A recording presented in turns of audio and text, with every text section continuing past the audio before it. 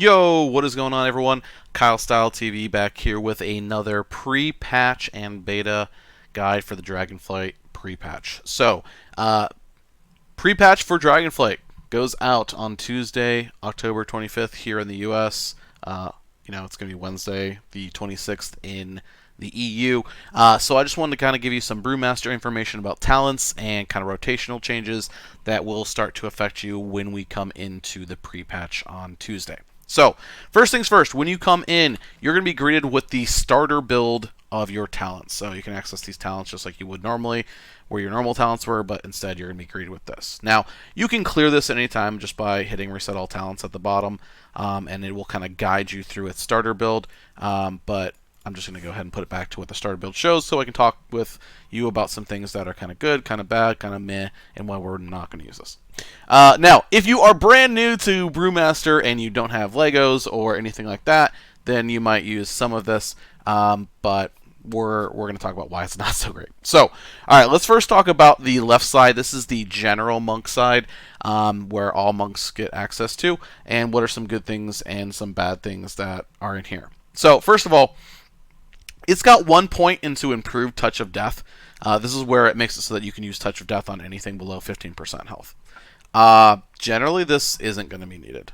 Generally, you only want to Touch of Death something if you can kill it. There are a couple of exceptions, like the shield on Maiden if it's up and it's below 15%. But honestly, the times that you'll use this and it be beneficial are few and far between. This might be something you choose to take if you go to lower Karazhan, or a situation where it's going to be needed. But generally, I don't think you should take this talent at all. You shouldn't be Touch of Deathing unless it's going to kill your target. The other issue I have with this build right now is Eye of the Tiger. This puts where Tiger Palm applies that dot and hot, making it so where you get healed a little bit and it does extra damage. The problem with this is we're not ever going to be pressing Tiger Palm, especially with the build that we're going to be using. So this is just a wasted points. So there's that. The other issue is we are taking Rising Sun Kick, which is not an issue. We definitely want this. It's huge DPS increase for us. But the issue is that this starter build takes Rising Sun Kick, but then in Fast Feet, which improves Rising Sun Kick by not only 35%, but actually 70% increased damage when you take 2 points into it. So you're just losing out on 70% extra damage. Plus, this also increases Spinning Crane Kick's damage, which is something we're going to be using all the time. So that's another issue with this. Another issue is that it puts a point into Summon Black Ox Statue. Now, Black Ox Statue isn't bad, but it's just not good, especially with the current iteration of Monk. If you're using current Legos, you're Kyrian, you're not going to have threat issues, right? The only time I've actually ever used Summon Black Ox Statue this entire expansion was on the very first fight in Zareth Mortis raid, where you got to pick up extra, ads, and I just used it to mass taunt the ads on Mythic while the boss was up. So I would mass taunt the statue to mass taunt the ads, and then my co-tank would take the boss, and then I would take the boss, and he would taunt everything else off. So that's the only time I've ever used this. Now, you might use this when we are leveling up, or when we hit max level in Dragonflight for some extra threat in the first tier. But right now, we definitely don't need this. All right, and then the other thing that this is missing is that we have 0 points in Resonant Fists. This talent right here, oh my god, it's so good. It does so much damage. This just has a chance to make your auto attacks hit all enemies within 8 yards for 15% of your overall damage. Or for your attack power, rather. It's so good. It's my top attack anytime I do anything. Top 4, right? It's something that we definitely want to take. All right, those are issues with the Monk side. Now looking at the Brewmaster side, there's a few things that we have issues with here. Okay, first off, it has 0 points in improved Cell Brew. We always want improved Cell Brew. It makes our absorbs bigger, which makes us take less damage. Going there. Now, other issues that I have. There is 1 point into Scalding Brew. Now, Scalding Brew is a conduit that we currently take, which gives us the same percentage here. These do not stack. Okay? They don't stack, so if we have Scalding Brew in our conduits, we don't want to take it in the talents here. The other issue, same thing over here, we have Walk with the Ox. This is the same talent options that we have here. This goes to 20%, where our current conduits only goes to 10.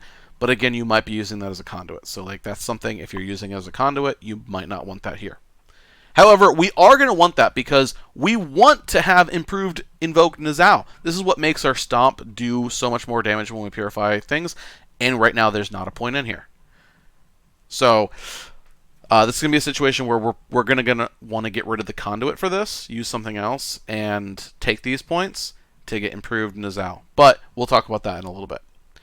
Another issue I have with this is that it puts 1 point into Weapons of Order. Now, if you are Necrolord, probably not a bad thing, right? But you're probably going to want to play Kyrian still. Personally, I'm going to keep on playing Kyrian because I think it's a better covenant to have. And having our unity with that, I feel is better than having the Bone Dust Brew one. Unless you're pushing like 30s. I think that's going to be the way to go. So we don't need to point into Weapons of Order. Now, these other points over here into Anvil and Stair, they're not bad, right? Same thing with the Pretense and Stability. Not bad. But again, these points would be better off spent elsewhere. And then the other thing that is huge that we're not getting is one of our new talent options, where we've got this node here where we can take Shadowboxing Treads or Fluid Emotion. Shadowboxing Treads is so good. It increases the damage of Blackout Kick by 20% and makes it strike 2 additional targets. And with that, it makes it so that like when you're AoEing, it's going to hit 3 targets, and you're going to get 3 stacks of our Mastery buff through it. So it's really good. Plus, it interacts with Hit Scheme over here, which makes Blackout Kick make Cake Smash do more damage. So you'll get 3 stacks of that just by using it once, meaning that Cake Smash is going to do 30% more damage every time. So at least, if not 4. So those are a couple issues that I have with the starter build. So we're not going to use the starter build. Instead, if your focus is in Raid, here's what I have set up for us for Raid. Now, before I show us the Raid one, I'm going to switch over my talents. I'm going to show you my conduits because, as I mentioned, we are going to want to take Walk with the Ox in our talents. So in our conduits, what I've done is I've changed a couple things around in here. So off first, instead of having like I normally have Strike with Clarity up here in the top left, I've changed this over to Adaptive Armor Fragment, and I've moved Strike with Clarity down to like one where we're always going to have. Now I've put Adaptive Armor Fragment up here because sometimes I will switch over to Fortifying Brew so that I have control over when to use my file. Also because it gives me an extra like defensive on Fort Brew if I'm like, pushing high keys. But generally, if I'm not doing that, then I'm going to want to be over here. So what this does is this gets rid of Walk with Ox, which we're getting through our talents. So we don't need to worry about having that anymore. So that's the one change you really want to make here. Nothing else really needs changed. Honestly, you can kind of stick to the left side, especially because we're now getting Diffuse Magic, which kind of takes place of some of the file that we have. And if you're a dwarf, it takes care of the other stuff, right? So having Diffuse Magic on such a short cooldown just kind of like takes over what file is doing for us. So that's what I would do with Mykonos if you're Kyrian. Okay, so now let's go ahead and let's take a look at talents, and this is the preset that I've made for Raid. All right, so I'll have a link to this in the description, not only for like where you can find it on the Wowhead for the link, but I'll also have the like download link to where you can just literally just go to the bottom over here and hit import and type in the thing, and boom, it'll pop out with this loadout. I'm assuming it's going to work going from beta to live. I'm not positive, but again, I will have the like link to like the Wowhead talents. That way you can see it there. All right, so here's what I did. First off, I've changed this around a bit. This is just slightly different from what I'm going to use for Mythic Plus, but I'll kind of explain those differences here. Now, one of the things that we lose is that we have to take Soothing Mist to get the improved roll. Now, me personally, I really prefer to play with Chi Torpedo over having 3 charges of roll. I just like the extra distance that I get plus the extra speed increase that I get. So I'm taking points over here that I would normally put maybe into Hasty Provoke, which makes our Provoke increase the speed of whatever we taunt, and then 1 point into Vivify. But other than this left side is not going to change very much, and in fact, if you like playing with Chi Torpedo when it comes to my Mythic Plus stuff, you'll probably keep the same loadout that I have here. So what we're getting here is, this basically is everything we're going to want as far as it comes besides Hasty Provocation. So we're getting Rising Sun Kick, right? We automatically get Tiger's Lost. We're getting that extra charge of Roll or Chi Torpedo. We're getting Detox and Paralyze. Honestly, we have to take everything that's below here, basically, right? We need all these points here except for one of these two, but we're going to take it anyways.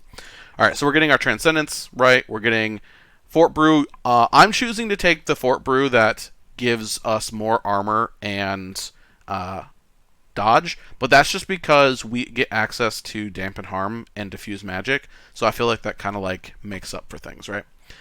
So I put the points over there. Obviously, we're getting Ring of Peace.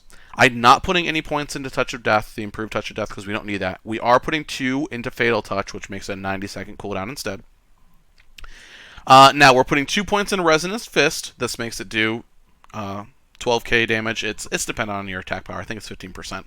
But we always want this. And then we're taking the new totem, the Summon White Tiger statue. It's a 2-minute cooldown. It's going to pulse about a k damage every 2 seconds, and an AoE lasts for 30 seconds. Just free damage, right, on a 2-minute cooldown. And then we're going to put 1 point into Bounce Back, giving us a little bit of defensive that we can use here, but it's not anything big, but it'll kind of help out.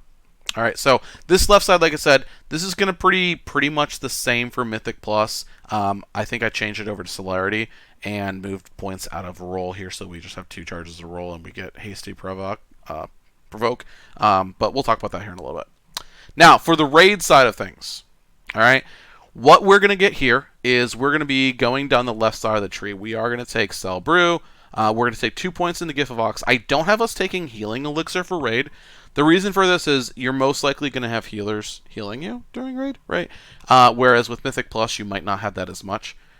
So going down the left side, I don't have us taking Healing Elixir. I do have us taking the Gift of Ox, which gives us our orbs that we normally have. We're taking Improved Cell Brew, right? We're taking Purify for improving it, having 2 charges. Now, I did put us at taking Bob and Weave here, just so that, because we are not taking Healing Elixir. You can switch over to Healing Elixir if you want it instead of Improved Bob and Weave. You can take either of these two. I put it over to Bob and Weave just because it's raid, gives us a little bit more stagger, which can affect our Purifies later. And, impact our Nazal.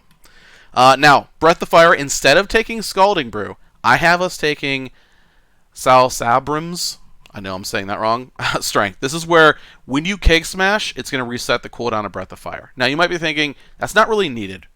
And normally it wouldn't be. But we are going to take our Lego that we didn't take before, which is Charred Passions. Okay?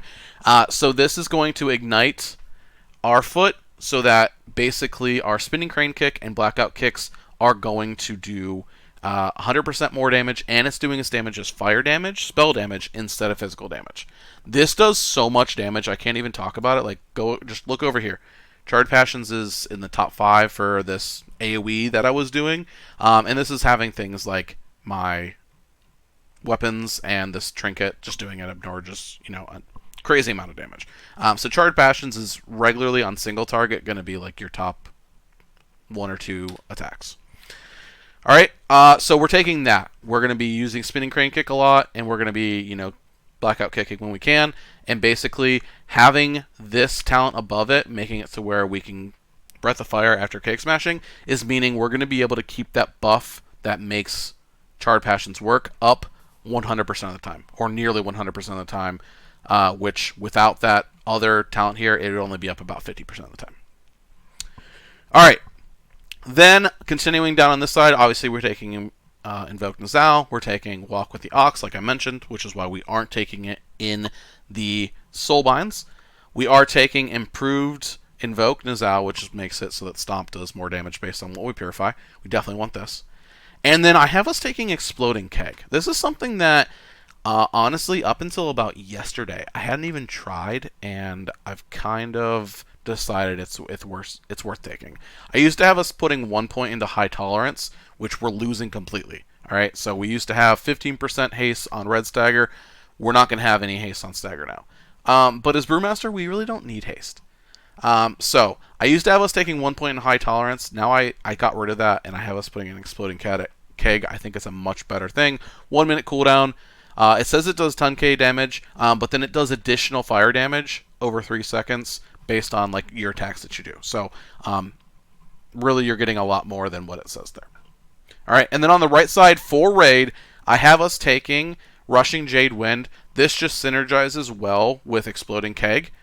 Also, if you happen to have the trinket for cache of acquired treasures, It goes really well with that. If you don't have it, still not a big deal. I think you should still take this in raid over special delivery, because when you're not the active tank, Rushing Jade Wind's still going to do damage, whereas special delivery is only going to do damage when you are the live tank, really. Now, I have us going down into Zen Med, and then I have us taking the Fundamental Observation, which makes it so that you can move while casting Zen Med, because that gets taken away from us now. But if you take this, you can move while casting Zen Med. It has a 25% reduced cooldown, and it no longer breaks when you take attacks from melee. So there's a couple fights where this is beneficial. Honestly, there's a few fights where I'll get rid of this and I'll switch it back over to Clash, and then maybe just kind of switch back and forth between these two. This talent's not really as important. We need to have something down in the body of this part to get to the bottom talents, and so either Clash or Fundamental Observation is going to be what we're going to want to take. As I mentioned, we're still taking Shadow Boxing Treads, even though you're mostly going to be hitting single target. 20% more damage ends up being a little bit better than having 1 second off its cooldown. When I played around with this, I found that having 3 seconds on it was making it so it came up as I was pressing, like it came up in the middle of a GCD, which meant I couldn't even press it right away. So it was basically losing the value that you get from it. So I highly recommend keeping Shadowboxing Treads. Plus, then when there is any AoE or any ads coming out, you're getting more benefit from it. All right, and then we are taking Light Brewing over here, and that's where this slide ends. And we want Light Brewing because it reduces the cooldown on Purifying and Celestial Brew.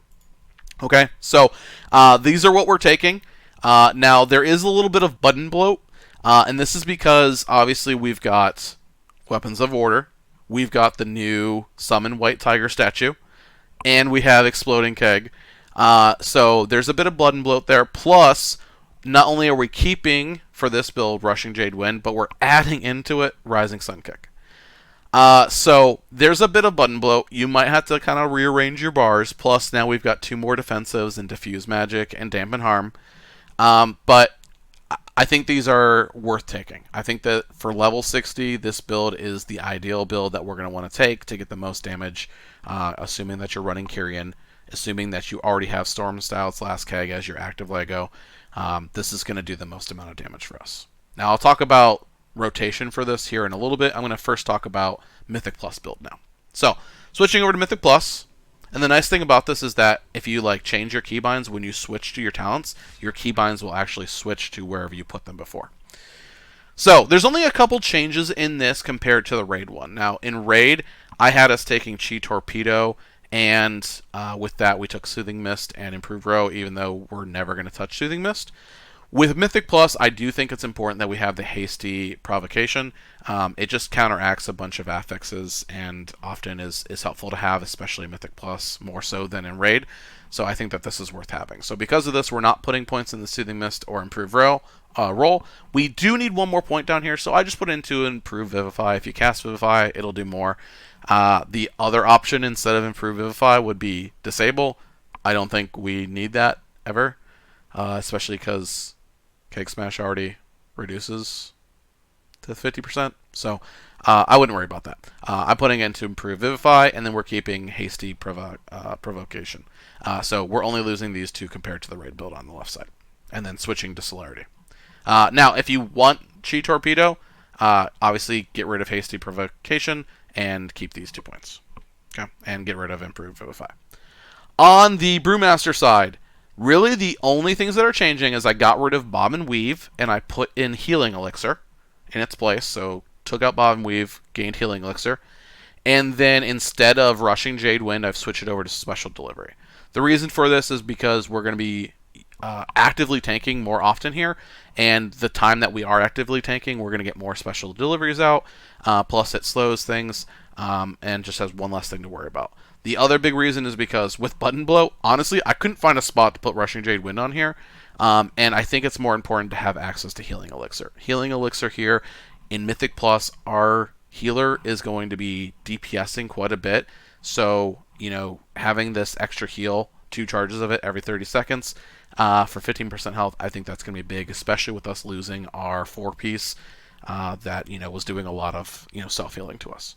And then also fundamental observation, I switch over to Clash. I think keeping Clash is the best move here. If you're doing super high keys, I think Clash still outweighs ever taking the improved Zen Med over here, but it's something you can take if you feel like you need it.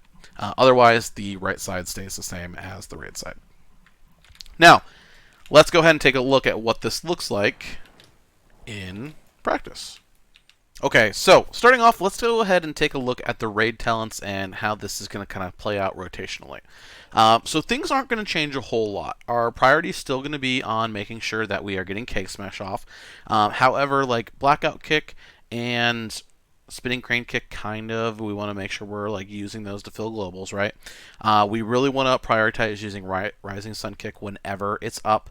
And then again, we basically just want to make sure that we have a Breath of Fire up to keep up the buff for Charred Passions, and then basically just Rushing Jade Wind whenever we don't have another button to press. Keep it up. Remember that it's got a 6-second cooldown, but it lasts for 9 seconds, so you've got about a 3-second buffer in between there to do things. Alongside that, obviously, we want to use Weapons of Order just like we were before, making sure to put it out there early. Use it after you've used one Keg Smash, that way you're getting the extra buff for doing more damage, right? You're also going to want to use Summon White Tiger right off the bat too. Make sure, again, if you are playing Kyrian, which I do recommend, that you're waiting until the Nizal that spawns from Weapons of Order using our Unity. You want to wait until that disappears to use Invoke Nizal. If you are using the Cash, you still want to use that when you've got the Axe buff up, right? And then once you have everything rolling, once you have Breath of Fire up, once you have Rushing Jade Wind, that's when you want to use Exploding Keg. Exploding Keg, the 3 seconds while it's up, the more attacks you have in it, the more damage it's going to do. So having the Breath of Fire up, having Rushing Jade Wind hitting, those are things you're going to want to make sure is up and being hit for these things. Ideally, if you have like the Axe early, you can do that too, but know that that you could have like up to 25 to 30 seconds until you could use your Axe based on what your trinket buff starts with. If you don't have that trinket, obviously you don't have to worry about that, but you'll use that just like normal. So here's what this looks like. I'm going to use this on the 2 dummies here. You will notice that my Blackout Kick is going to cleave using her talents. It's going to hit both of these targets. I am going to use it on both these targets for both the Raid and Mythic Plus build, just so we can see how things work with Purifying, since we do take the special delivery with the Mythic Plus build. But again, this right here, this is the Raid build, and kind of seeing what this will look like. So open with Cake Smash, right? Get our Breath of Fire, put down our Totem, right? And you can see I'm tracking my Charred Passions here. As soon as it falls off, that's when I use my other Breath of Fire, right? And you kind of just want to use your normal rotation, right? My Nizal has fallen off, so I'm going to put those. Now that I've got things up, I'm going to drop the Exploding Keg, and I'm just using the buttons pretty much as they come up. Whenever Cake Smash is available, Cake Smash. Whenever Rising Sun Kick is up, Rising Sun Kick. And whenever you have access to Blackout Kick, obviously make sure that that's going on. Try and make sure that we're always keeping the Charred Passions buff up. It's really a debuff, really, right? So as soon as it falls off, just apply it again. You don't want to just spam that ability when it comes up. Don't just use Breath of Fire just because it's up. Wait until it comes, the debuff's about to fall off, and then press it again. This is what is going to enable us to have our 100% uptime on that ability. But again, you can see that with all these abilities, it actually has a nice kind of flow to it once I kind of get into things. I'm never really having an empty global. I'm able to fill it all, and not only am I not having empty globals, but I'm also not running into a situation to where I'm low on energy to where I can't use my Kick Smash. So that's really nice about having the Rushing Jade Wind. It kind of fills in an extra global that you would be missing without it. That allows us to not run out of energy and keep all the energy that we need. But you can see we can just kind of do this. I didn't use my trinket here. I just kind of used the base abilities here, and you can kind of see I'm already doing 12k with just 2 targets. So it's pretty nice. Obviously, if I use my Axe, Weapons of Order just came back up, so we're going to use that, obviously. Refresh Charred Passions. I need to fix my weak aura, because right now it's tracking Nizal and Charred Passions in the same spot. But that's okay. I'll fix that later. But yeah, so you can see this kind of has a nice little flow to it. We're never really having any empty globals. We're able to refresh Charred Passions right away.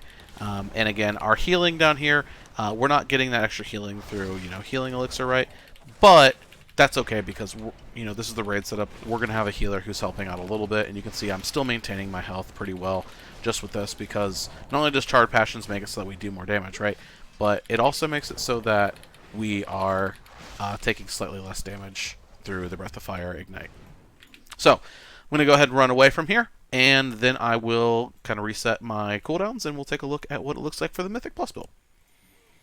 Okay, so now I've reset my talents over to my Mythic Plus build. It's showing it loading here, but it's actually set up to Mythic Plus build. So you can see on my action bar, the only thing that really changed is I replaced where Rushing Jade Wind was with Healing Elixir.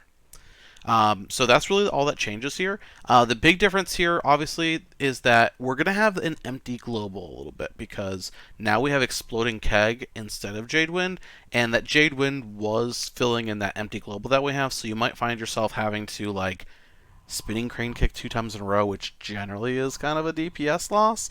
And so you'll want to actually find yourself just, like, not doing that, right? It's super important that we don't overuse our energy, because not only does like that overuse our energy and make it so that we can't get our next Cake Smash off right away like we need to, but it also makes it so that if you use Spinning Crane Kick twice in a row, it actually cuts off the first one halfway through, and you are only getting 1 tick out of it instead of 2 ticks, because normally it'll tick twice. Normally, if you use it and then use a different ability, the other ability will cast while Spinning Crane Kick's still doing its damage. But if you use it twice in a row, it only does 1 tick. So you kind of just want to be okay with not having a global there every once in a while. And then obviously just watch your health with Healing Elixir whenever you feel like you need it. You've got 2 charges. It recharges every 30 seconds, so you have that open to it. But as far as like rotation goes, it's going to be just the same, right? So open with Cake Smash, Weapons of Order, put down our totem. Once things get going, use our Exploding Keg. Refresh Charred Passions when we have it. As soon as Nizal falls off from the other Nizal, go ahead and refresh it with Invoke Nizal. And then we're just going into the same order as before, right? The only difference from the raid one is that we are, once again, we're not having Rushing Jade Wind. So other than that, it's about the same, but you'll notice I'm feeling like I have less energy, right? So right there, I just had to kind of stop attacking so that I could fill in that and let Cake Smash come back up. So just be aware, because we don't have the Rushing Jade Wind kind of filled in pretty nicely to help fill in that global that ends up just kind of being there. So just make sure you're not overspending your energy. There's going to be once or twice where you just need to stop attacking, and you just kind of have to be okay with that. But other than that, the rotation is basically the same, right? We don't have our other ability for Rushing Jade Wind. So obviously, make sure that you're going out of your way, even if you don't need to. Make sure you are purifying and using, Cell Brew, to keep those things on cooldown. Obviously, use Cell Brew when you need to, and if you're taking a lot of damage when it comes to your purifying, make sure you're doing it when you need to. Otherwise, just kind of do it when it's about to fall off, right? But again, make sure that you're always using Blackout Kick before you Cake Smash, because it's buffing it through our talent hit scheme. Make sure that you're not ever Spinning Crane Kick or Blackout Kick without first applying Breath of Fire, right? Because it buffs it. And really just kind of, it has a nice little rotational feel to it. You can even see just kind of doing what I'm doing here. I'm not really actually needing to use Healing Elixir right now, but obviously we're taking that for the live, version of doing keys and having your healer actually attacking and stuff. So just, be prepared for that kind of stuff, right? Refresh your totems and stuff like that when you need to. And, same, it really doesn't change that much from what we were doing in the old version of the game, right? The rotation pretty much stays the same. It's just adding those extra intricacies about making sure that we're having Breath of Fire. We're using that before we Blackout Kick and Spinning Crane Kick, right? We want to make sure that Rising Sun Kick, we're using that as one of our top priorities. Really, whether you're doing that before Cake Smash or not, ideally you probably want to do it before Cake Smash, right? I would still open with a Cake Smash, but then from there on out, prioritize using Rising Sun Kick over Cake Smash, just because we got 2 charges. If you're ever going to hit 2 charges, definitely make sure that you stop that and use Cake Smash there. But yeah, that's really it. So it doesn't really it doesn't feel a whole lot different from what we had before. We're not losing a lot of things. We're basically just losing high tolerance, right? So we're gonna have less haste. Kind of get used to that. And as long as you can get used to having all the extra buttons for like what we've got going on, I think you're going to be in a good spot. So if you have any questions over this, or any suggestions, maybe talent builds that you played around with on the beta or on the PTR that you would like to recommend, put them down in the comments below. And if you have suggestions for future videos, let me know. I'm here. So yeah, thanks for watching, and I will catch you in the next one. See ya!